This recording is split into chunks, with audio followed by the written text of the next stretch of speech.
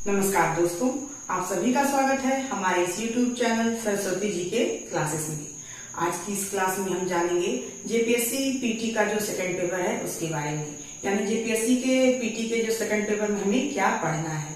तो सिलेबस के अकॉर्डिंग इसमें हमें जो सबसे पहला टॉपिक पढ़ना है वो है झारखंड का इतिहास। और इस झारखंड के इतिहास में जो सबसे पहले हमें पढ़ना है वो है शासन व्यवस्था के बारे में, यानी कि जो झारखंड है वो जनजाति बाहुल क्षेत्र है और यहाँ अलग अलग प्रकार की जनजातियां पाई जाती हैं, जिसकी वजह से यहाँ उनकी शासन व्यवस्थाएं भी अलग अलग हैं, उनकी सांस्कृतिक और सामाजिक व्यवस्थाएं भी अलग हैं। तो इस हिसाब से उनकी जो शासन व्यवस्था है उनके बारे में हम जानेंगे। और इस क्रम में जो सबसे पहले आता है वो है मुंडा शासन व्यवस्था।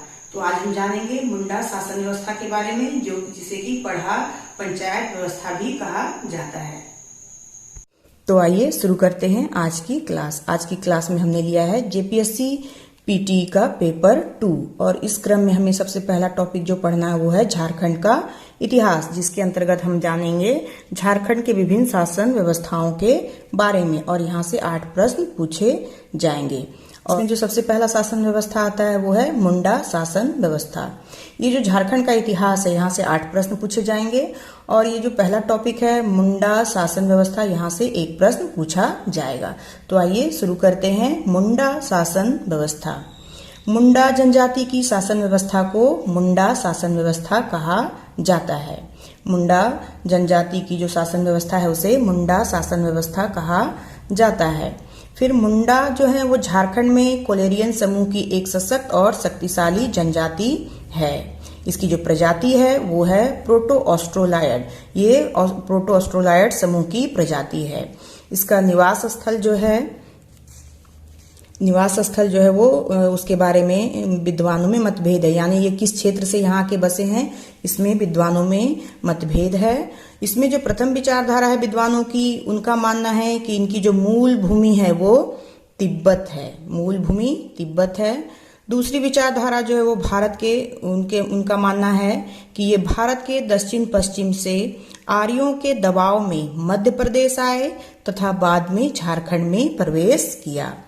फिर तीसरा जो विचारधारा है उनके अनुसार माना जाता है कि ये भारत के दक्षिण पूर्वी भाग से झारखंड में प्रवेश किए तथा यहाँ की जो असुर जनजातियां थी उनको इन्होंने पराजित किया और उनके निवास स्थल झारखंड पर आधिपत्य स्थापित किया। फिर अब हम जानेंगे इसकी भाषा के बारे में कि इसकी भाषा क्या है।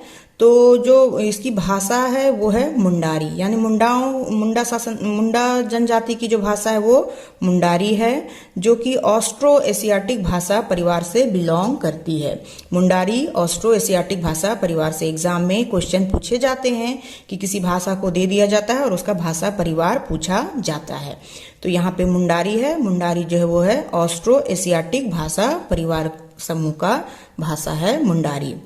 मुंडा अपनी भाषा को होडो जगर भी कहते हैं। मुंडा जो है वो अपनी भाषा को होडो जगर भी कहते हैं। तो ये बहुत इंपॉर्टेंट है, यहाँ से क्वेश्चंस जो है एग्जाम में पूछे गए हैं और आगामी भी पूछे जाने की संभावना है। तो ये सब बहुत इंपॉर्टेंट चीजें हैं जिसे याद रखना जरूरी है। फिर हम जानेंगे इसके क्षेत्र के बारे में।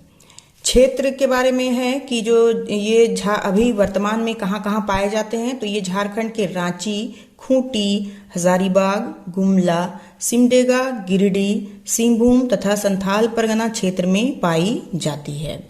ये झारखंड के रांची, खूंटी, हजारीबाग, गुमला, सिमडेगा, गिरिडीह, सिंहभूम तथा संथाल परगना क्षेत्र में पाई जाती है। अब हम जानेंगे इसके विशेष, जो मुंडा जनजाति है उनकी कुछ विशेष स्थल होते हैं। तो वे विशेष स्थल कौन कौन से हैं? तो इनके जो मुंडा के 3 विशेष स्थल हैं, जिसमें सबसे पहला है सरना।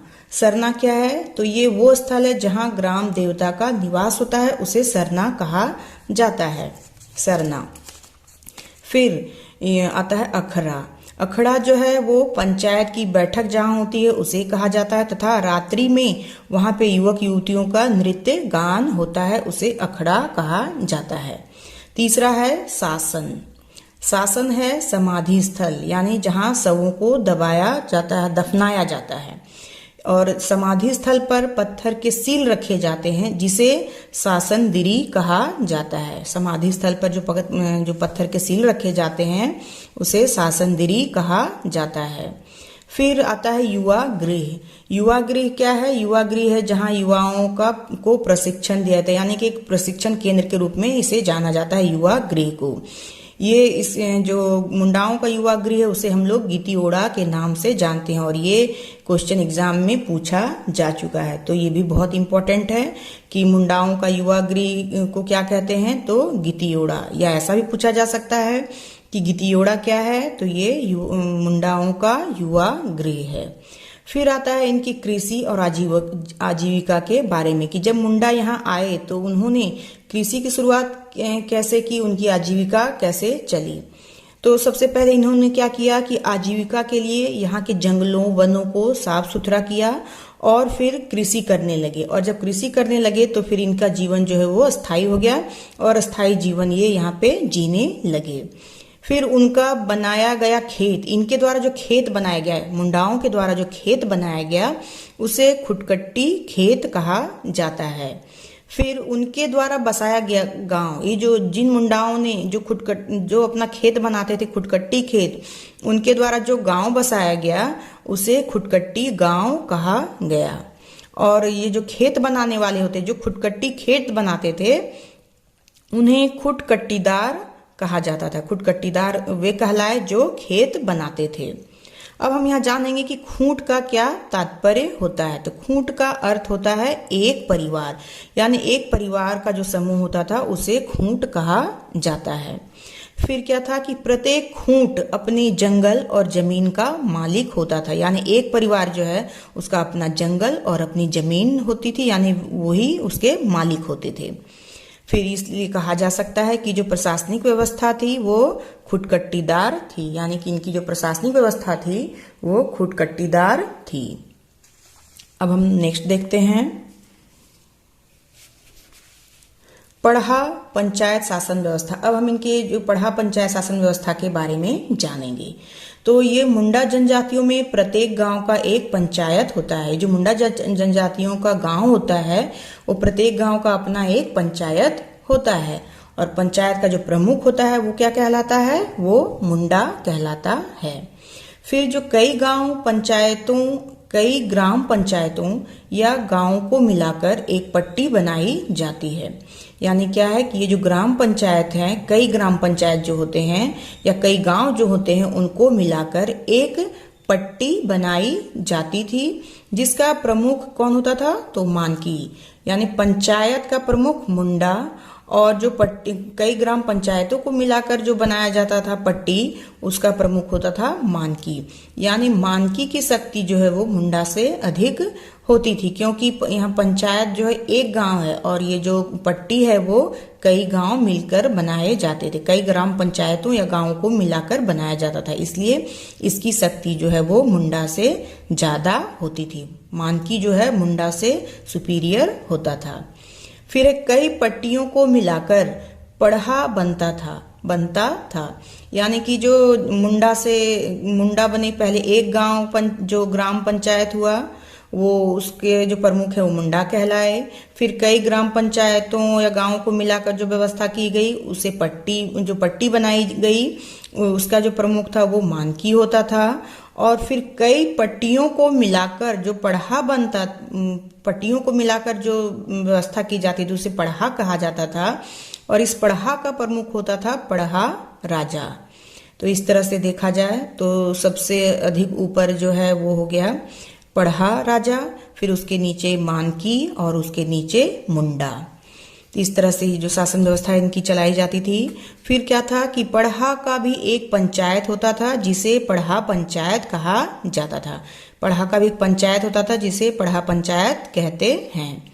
पढ़ा पंचायत में 5 अधिकारी होते थे। ये जो पढ़ा पंचायत है उसमें 5 अधिकारी होते थे, जो थे कौन, दीवान, ठाकुर, पांडे, कर्ता और लाल। ये पांचों जो है वो पढ़ा पंचायत के 5 अधिकारी होते हैं। फिर ये जो 5 अधिकारी हैं उनके जो पद थे वो वंशानुगत होते थे। 5 अधिकारियों के पद जो थे वो वंशानुगत होते थे।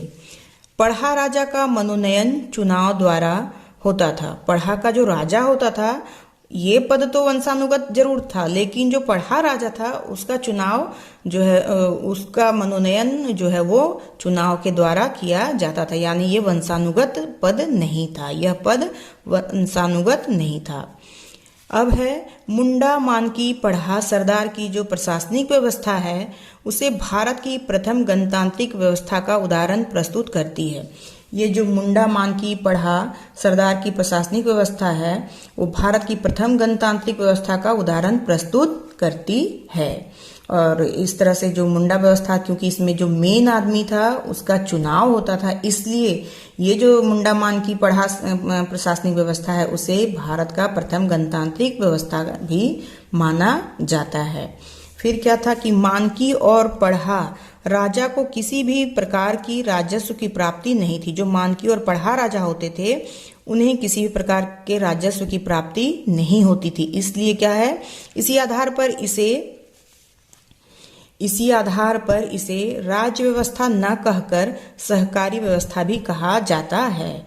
क्योंकि जो राजस्व, किसी प्रकार के राजस्व की प्राप्ति मानकी और पढ़ा राजा को नहीं थी, इसलिए इसे राजस्व व्यवस्था न कह के राज व्यवस्था न कह के सहकारी व्यवस्था भी कहा जाता है।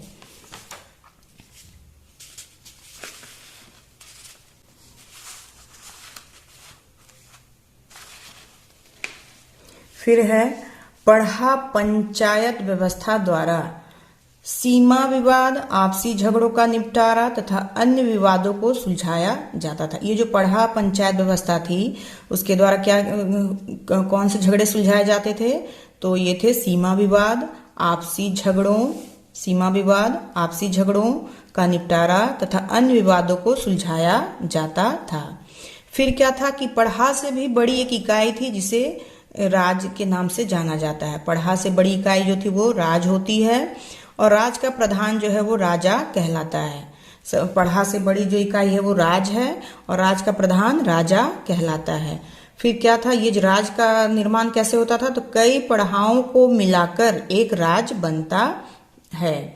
जब पढ़ा सभा में मामले का निपटारा नहीं हो पाता है तब राज्यसभा में मामला निपटाया जाता है, जिसे मानना पड़ता है। जिसे जो मामला राज्यसभा में आ जाता था और वहां उसका निपटारा कर दिया जाता था और जो निर्णय वहां दिया जाता था उसे लोगों को मानना ही पड़ता था, यानी अंतिम निर्णय जो है वो राज्यसभा के द्वारा ही दिया जाता था। इसलिए है कि राज्यसभा जो है मुंडाओं के लिए उच्चतम न्यायालय के समान है। ये जो राज्यसभा है वो मुंडाओं के लिए क्या है, उच्चतम न्यायालय के समान है। फिर यहाँ मैंने कुछ नोट के रूप में लिखा है कि मुंडा का सहायक पाहन होता है और मुंडा और पाहन की सहायता मुंडा और पाहन का सहायक महतो होता है। ये क्वेश्चन में पूछे जा सकते हैं, इसलिए मैंने इसे नोट के रूप में यहाँ पे दिया है कि मुंडा का सहायक कौन होता है, तो पाहन होता है और मुंडा और पाहन का सहायक जो है वो महतो होता है। तो यहाँ से क्वेश्चन बनते हैं, इसलिए मैंने इसे यहाँ पे इसे जोड़ दिया है। तो आज के लिए बस इतना ही। नेक्स्ट वीडियो में हम फिर मिलते हैं, तब तक के लिए धन्यवाद। जय हिंद, वंदे मातरम।